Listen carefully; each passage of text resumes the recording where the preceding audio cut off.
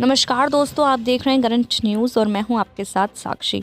आम आदमी पार्टी के यूपी में चुनाव का ऐलान करने के बाद से ही यूपी की राजनीति में सरगर्मी तेज हो गई है। लगातार एक के बाद एक पार्टी के नेता एक दूसरे पर हमला बोल रहे हैं। आप पार्टी के यूपी में चुनाव लड़ने के ऐलान के बाद यूपी के बेसिक शिक्षा मंत्री सतीश द्विवेदी ने दिल्ली के सीएम अरविंद केजरीवाल पर तगड़ा हमला और उनके मंत्री मनीष सिसोदिया तक को चुनौती दे डाली।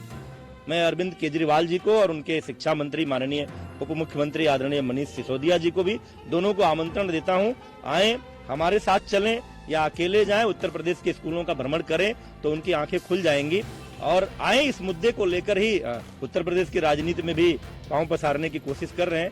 आए इसी मुद्दे को लेकर राजनीति कर लेते हैं। आपके एजुकेशन मॉडल पर और दिल्ली के एजुकेशन मॉडल पर, दिल्ली के सरकारी स्कूलों के मॉडल पर, उत्तर प्रदेश के सरकारी स्कूलों के मॉडल पर खुली बहस हो जाए।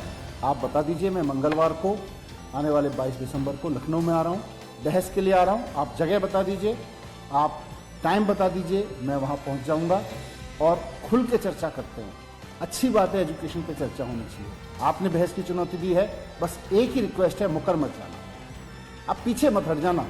आपने बहस की चुनौती दी है, इस देश में शिक्षा पे बहस होनी चाहिए, बहस से चुनौती से पीछे मत हट जाना। आप सतीश द्विवेदी तो डंके के चोट पर कह रहे हैं कि कोई भी यूपी के स्कूलों का दौरा कर ले, यूपी के स्कूल देखकर ही उनकी आंखें खुल जाएंगी।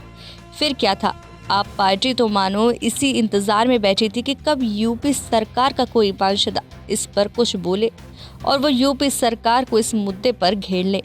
यूपी सरकार के मंत्री के बहस की चुनौती का ऐलान करते ही मनीष सिसोदिया ने खुला चैलेंज देते हुए ऐलान कर डाला कि यूपी सरकार का कोई भी मंत्री मुझसे दिल्ली के स्कूलों के मॉडल बनाम यूपी स्कूलों के मॉडल पर बहस कर ले। सिसोदिया ने यहाँ तक भी कह दिया कि मैं 22 दिसंबर को लखनऊ आऊँगा, आप बता दीजिए कि मुझे कब और कहाँ किससे बहस करनी है।